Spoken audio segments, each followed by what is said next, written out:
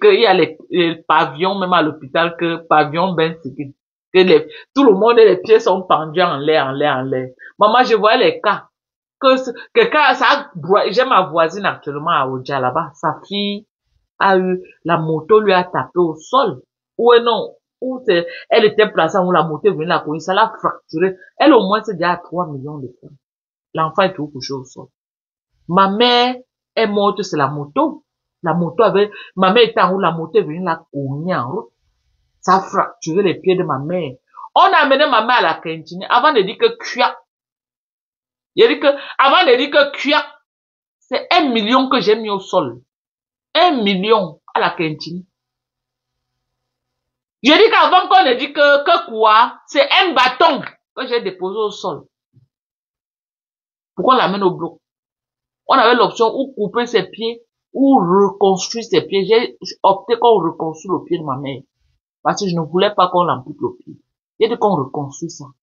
Avant de dire que quoi, c'est un bâton que j'ai d'abord déposé, que on commence la paperasse. Qu'on commence la paperasse. Ok? Donc, imaginez alors le Camerounais lambda. Il ne peut pas. C'est pourquoi vous allez voir les gens. Vraiment, je respecte aussi les masseurs au Cameroun. Je les tiens un coup de chapeau. Ok? Eux-mêmes ne sont plus moins chers comme ça. Mais quand même, c'est là-bas que les pauvres se débrouillent. Bon, maintenant alors, le masseur, c'est quand il n'y a pas de blessure. Il y a eu déchirure, parce que pour ma mère, il y avait blessure, déchirure, la chair était sortie et tout. Il faut d'abord amener à l'hôpital, traiter d'abord, faire les sutures, coudre d'abord ça avant de maintenant de voir comment tu vas amener chez le masseur. Le masseur ne prend pas les blessures graves.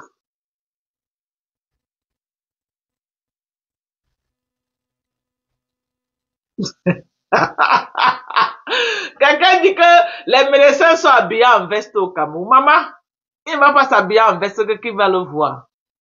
Tu viens, tu ne connais pas qui est médecin. Hein? Les sapés. Ouais, voilà les commandes. Les gens ne font que commander plus un 200 quand même. C'est ça. C'est ça, mes gens. Au Cameroun, maman Paul m'a dit que on est là pour saboter. Nous, on ne sabote pas. Nous, on ne sabote pas. Mais, on doit pas, moment, c'est en parlant comme ça que peut-être ils peuvent changer. Ils peuvent changer. Merde.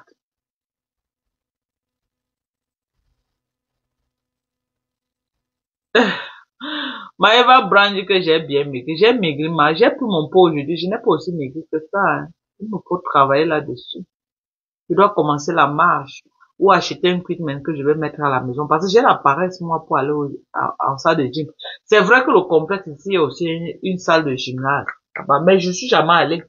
Parfois c'est les enfants là qui vont là-bas. Moi-même personnellement je suis jamais allé. Il faut vraiment que je... Parce que quand on parle comme ça, on va dire que oh, nous on sabote, on salit l'image du pays. Mais à un moment donné, on est obligé de parler. On est obligé vraiment. On est obligé de parler parce que c'est dégueulasse au Cameroun que aujourd'hui là les gens sont au niveau là où quelqu'un peut mourir comme ça là par manque de soins. C'est terrible, c'est terrible. Et puis tu payes même, mais il n'y a pas il n'y a pas d'accompagnement. Tu payes même l'argent, tu payes même de ton argent, mais c'est là. Personne, j'ai dit que je suis allé chez le docteur Sagnon. Non, j'étais dégoûté, hein. J'étais dégoûté, dégoûté. Parce que lui-même, il n'est plus là. Les gens qui pensent, oh, ils vont aller chez le docteur Sandjon. Lui-même, il n'est plus là comme ça. Hein. Si tu as la chance, il te reçoit le premier jour. Après, là, tu vas plus jamais le voir. C'est fini. Dès que tu viens, on te cale en bas. Déjà que lui-même, il vient parfois, là, s'il est même venu à 11 heures, il tourne un peu, là, après, il est parti. Il a pris sa retraite. Il a pris sa retraite. Oui, c'était l'un des meilleurs gynécologues au Cameroun. Docteur Sandjon. Mais il n'est plus comme ça. C'est le docteur Sandjon. Quand il était au Cameroun, là, que je suis allé pour faire mes visites, il m'a dit que, mais tu produis encore les ovocytes comme une petite fille. Même les femmes de 35 ans ne produisent plus les ovocytes comme moi. Comme vous, madame. Docteur Sandjon m'a dit ça. Je vous jure sur la tête de mon enfant qui est dans la terre. Il m'a dit que tu produis encore les ovocytes comme même les filles de 35 ans ne produisent plus ce que vous produisez. Parce que j'ai passé toute ma vie à être sur les suppléments. Ok? Je prenais beaucoup ça. Ce qui fait que ça maintenait mon corps. Le docteur, mais je n'avais pas dit au docteur ça, donc que je prenais les prénatal vitamines. Mais il m'a dit que tu produis encore les ovocytes comme une petite fille.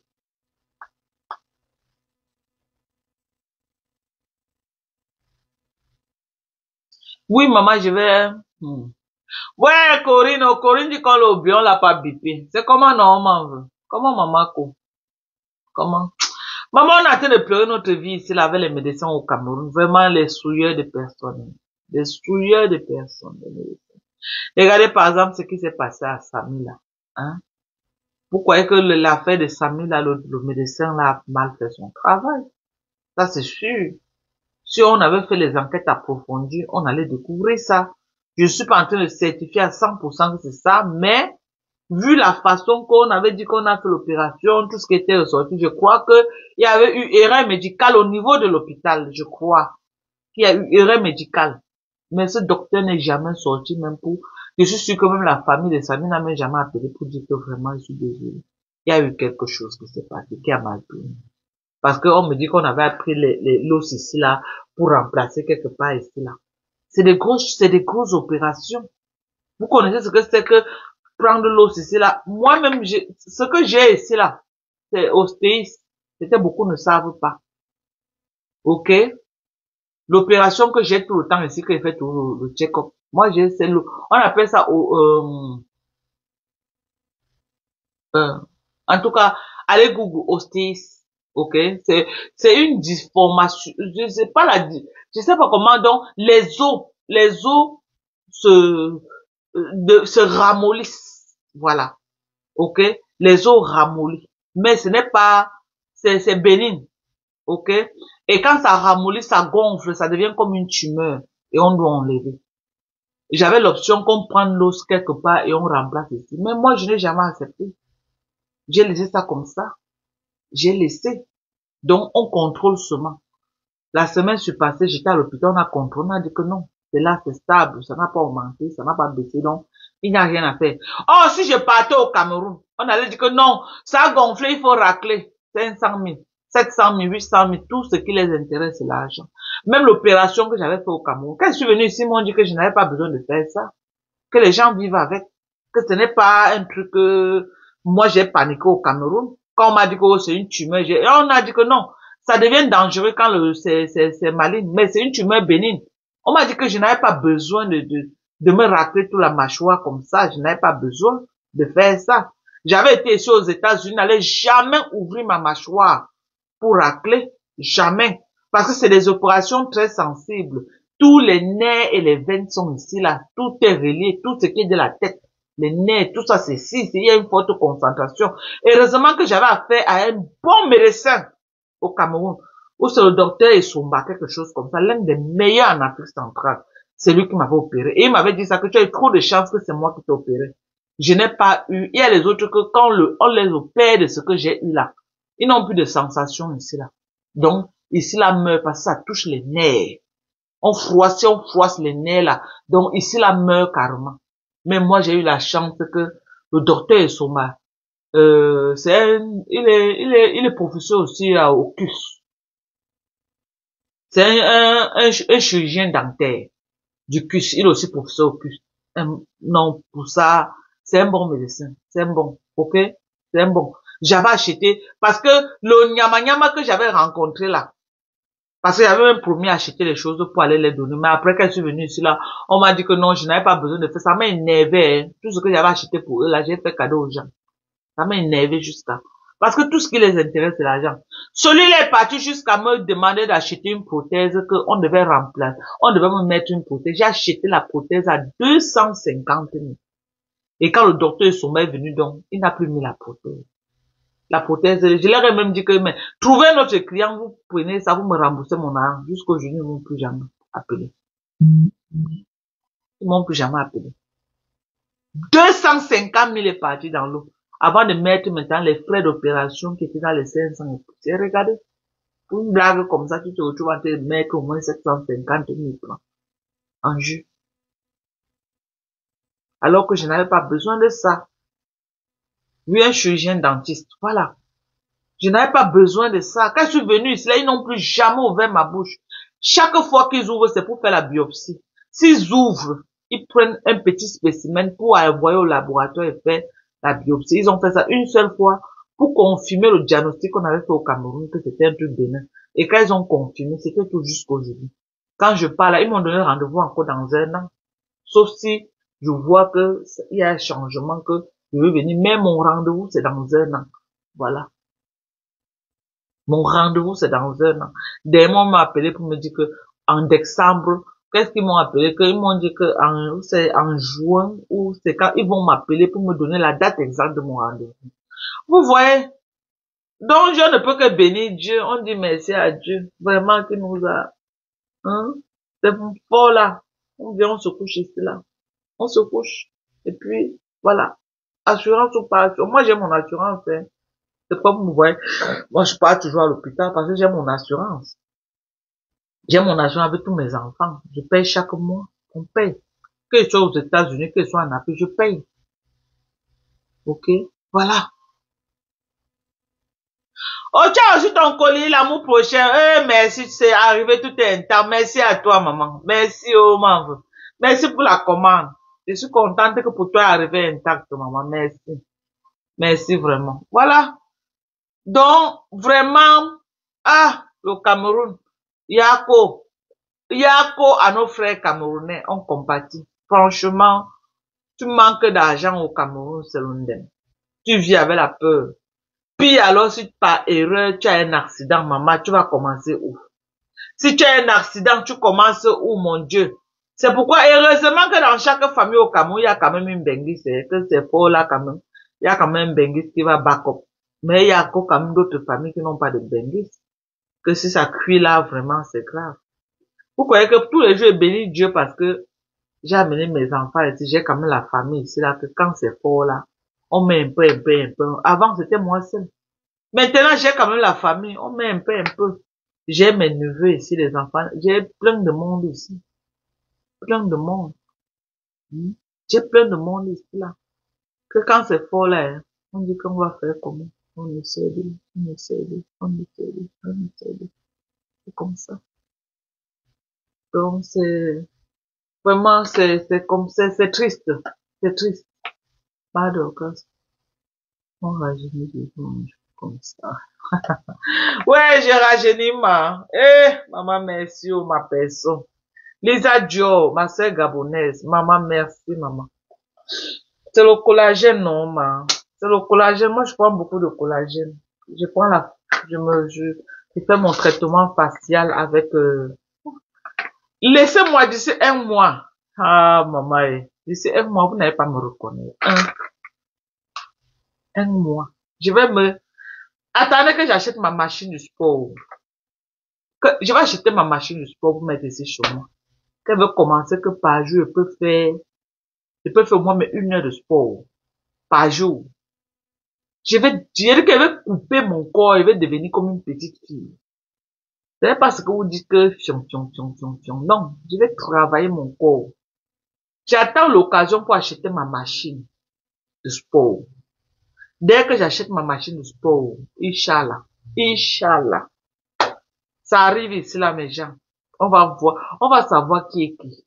Parce que, maman, je ne suis plus là pour dire que les gens du Cameroun, non, maman, maintenant là, j'ai mon argent, mes gens. Je fais ce qui est bien pour moi. Ok? Je fais ce qui est bien pour moi. Maman, je veux me mettre bien dans ma peau. Je me mets bien dans ma peau. Je ne suis fatiguée que tu envoies l'argent, les gens mangent, après on t'insulte, même on met sur ça. Maintenant là, je prends soin de moi. Je n'ai plus de petits bébés. Qui veut dire que, oui, j'ai les enfants au Cameroun que je prends soin. Mais, c'est moi d'abord, m'amène, je m'occupe de moi, m'amène. Maintenant là, c'est moi. Ok? Le jour que je meurs, je meurs. Maintenant là, c'est moi, maman. Je prends soin de moi. L'année-ci, là, j'ai mis la pause cette année parce que c'est une année très bousculée pour moi. C'est une année très bousculée pour moi cette année. Ok? Donc, tout ce que je peux faire cette année-là, je tape le frein parce que j'ai trop j'ai besoin de beaucoup de concentration cette année parce que j'ai beaucoup de choses à acheter, des trucs. Ok? Mais quand l'année va passer, l'année prochaine, là, maman, je vais bouger. Je vais sauter que comme ça, là, maman, je vais sauter. Je vais bouger, je vais me faire plaisir. J'ai passé toute ma vie à travailler comme une esclave. Je dis que j'ai passé toute ma vie à travailler. Je ne connais pas moi la vie que les boîtes de nuit, les ceci, cela, les machines, les salles de cinéma, les quoi, parce que j'ai travaillé. Travaillé. Maintenant là, 2025, j'ai décidé que je prends soin de moi. Je dis que je fais ce qui me plaît. Je me fais plaisir.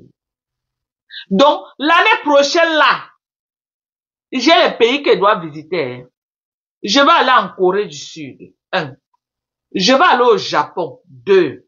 Il y a encore quelques pays. Je vais aller en Australie. Voilà les 3 pays que je vais visiter. Je vais pas me reposer. Je vais pas me relaxer, maman. Je veux prendre soin de moi. Je ne suis plus là pour dire que je rêve que quelqu'un a fait que mes enfants ont grandi, chacune est responsable, chacune se prend en charge. Ok? Chacune se prend en charge. Il n'y a plus un enfant qui dit que non. Donc maintenant, là, c'est mes enfants qui doivent se battre pour me donner. Je me bats plus pour donner à mes enfants, non. C'est elles qui se battent. Elles savent que maman a besoin de telles choses. Maman a besoin. Elles savent que j'ai travaillé. Elles savent que je me suis occupée de ma mère. Donc, c'est leur devoir de s'occuper de moi. C'est de ça qu'il s'agit. Elles sont conscientes. J'ai travaillé comme une lionne. Ok? Je dis que j'ai travaillé comme une lionne. Je ne dormais pas sous mon lit. J'ai mon amie avec qui je causais l'autre jour.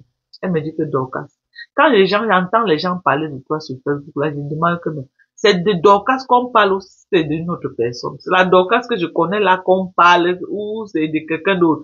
Cela veut dire que donc si je ne te connaissais pas, je veux te dire que j'ai une amie qui connaît, quand je dis que quelqu'un connaît la vie, elle connaît ma vie. Mais elle n'est pas dans le milieu des Camerounais. Elle est facile du milieu des Camerounais. Elle n'est pas dans le milieu des Camerounais. Donc, ma vie, elle connaît ça bien. Donc, elle, l'autre jour qu'elle causait avec elle, elle me dit que, donc, Dorcas.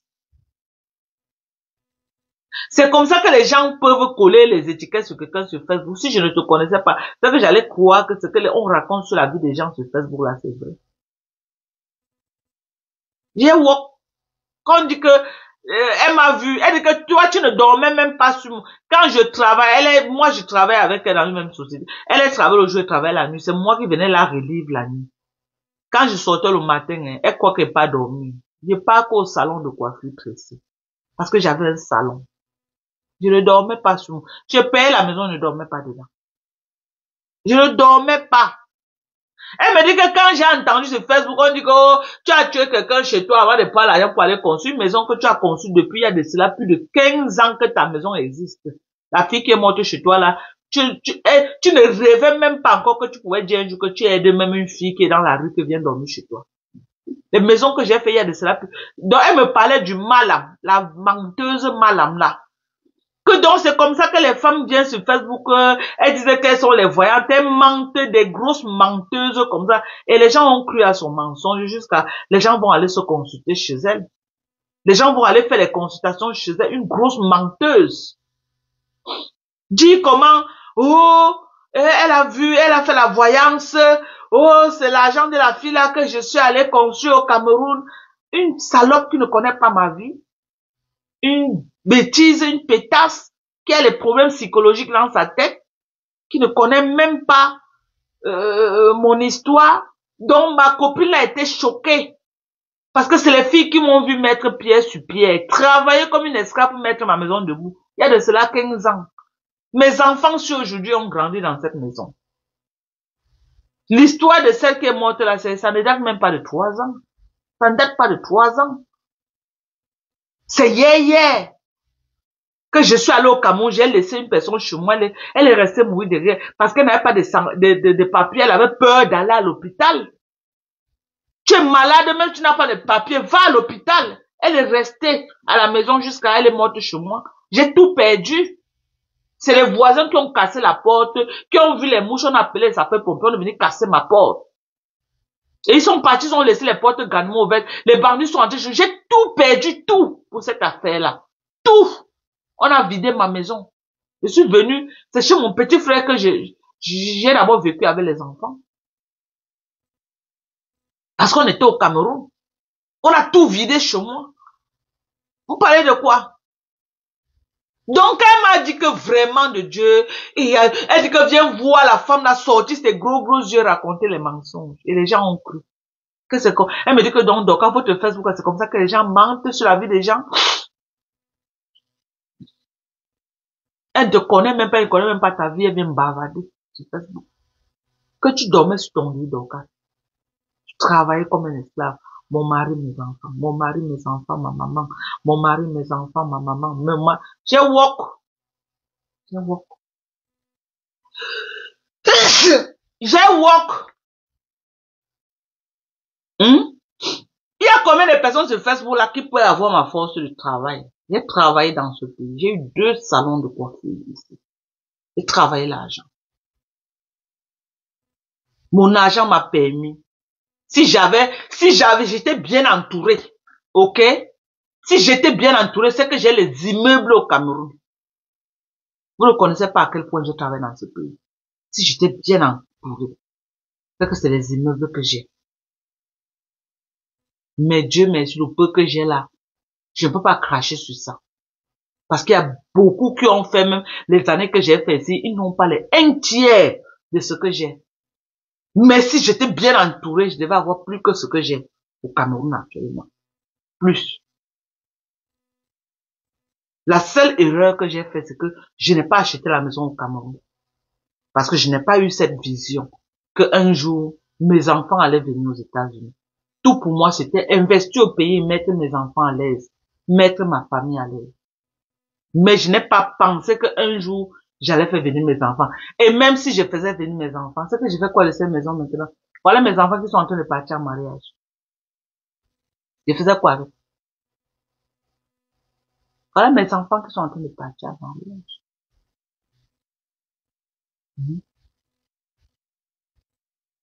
Les enfants sont en train de partir en mariage. Si j'achetais, devais faire quoi avec? Je suis plus, moi-même personnellement, j'ai décidé de plus me baser au Cameroun. Plus qu'ici là. Venir seulement de temps en temps. J'allais faire quoi avec ça?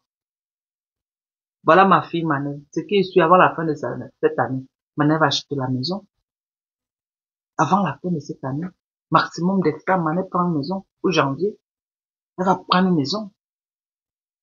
J'allais faire quoi avec? Sorel également. Dès qu'elle finit son école, peut-être d'ici 2 ans, elle aussi elle prend la maison.